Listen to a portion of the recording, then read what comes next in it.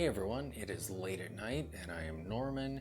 I am finally reviewing this great chronograph that I purchased from a friend of mine. So let us begin.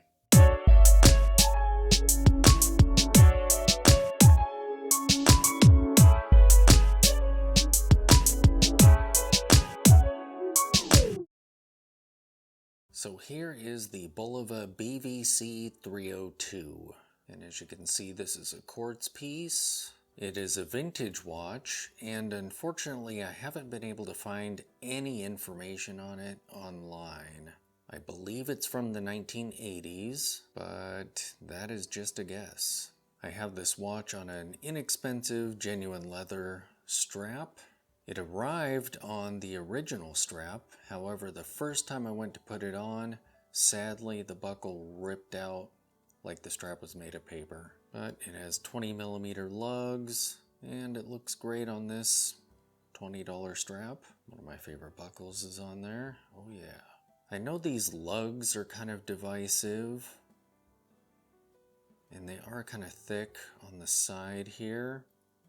But honestly, when this watch is on the wrist, they're pretty well outshined by everything else, and they just kind of disappear into the background. The pushers on this look great, and look at that crown. That is so cool. Looking at the case back, we see it is well loved, and we have the reference number and some other information on there. Looking at the case side, you can see that this watch is pretty tall, which is interesting because it's quartz, so I'm not sure why it's so thick.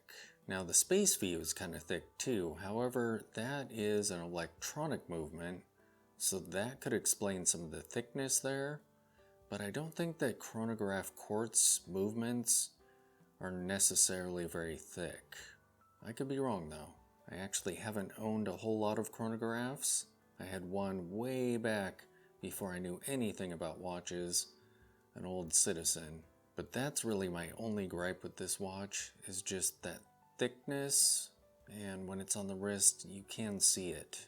It looks thick. It has a beveled acrylic crystal on it, and I've polished out all the hairline scratches so it looks like new again. I love all the silver on that dial. The contrast between the sunburst and the high polish indices and the high polish hands just looks so great. And I love how the subdials are framed in by that different texture there. Looks so great. I like the handset, just basic sword hands, stick hands with sword ends. I like the basic seconds hand as well. And I love Bulova's logo. That is so cool. The framing on the date complication is great. It's just nice and clean. And I'm not even a date complication fan, as most of you know, but this one looks pretty great. And being quartz, you don't really have to futz with it, except on months where the day count messes with it. Alright, so let's see what this crown is like when you have to use it, which is rare. The click here is really nice. There's just enough resistance as you're setting the time. Alright, let's see how the date does flipping over. Oh, there we go. So it starts kind of turning a little bit early, but then after midnight it clicks over right away. You'll also notice that this movement hacks, so the seconds hand is stopped there. Let's get these hands out of the way, and we'll push this back in. And there it goes. Okay, let's look at the chronograph action. So if we hit here, we'll start it off. And we can stop it here. So I believe you could actually perform splits that way. So you stop it there and then resume. I clearly don't use chronographs very often. Then we can stop it and reset it. So this here counts the seconds on the chronograph, and then here's your minutes. So we let this go around. Alright, so we're coming up on a minute, and there. So this one moved over. So this will do at least an hour. I'm assuming after that it would just keep on cycling through.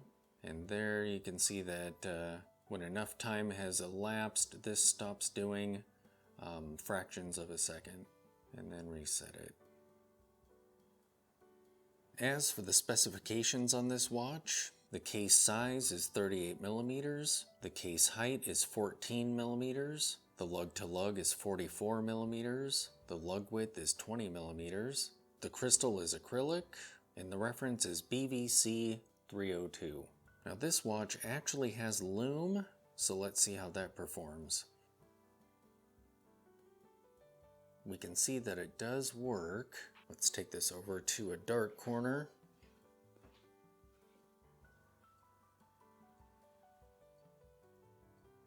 There isn't a whole lot of lume. As you can see, the hands aren't really glowing.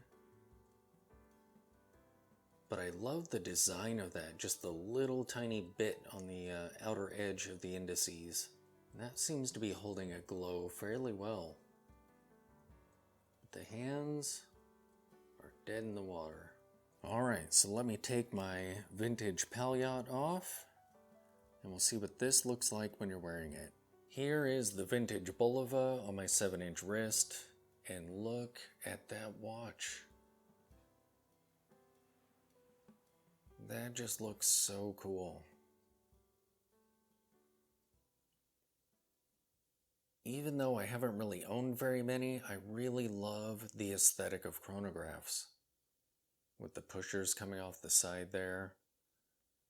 It's just a cool detail to glance down and see those shiny pushers coming out of there. And just all that silver looks so great on the dial. And how it catches light. It's just a bit thick, especially for that case size. Other than that, this thing is just spot on. Definitely glad I bought it. This is cool. So there you have it, this great vintage Bulova chronograph. Such an amazing watch. Just too bad that it's so thick. But other than that, brilliant. Thanks for watching.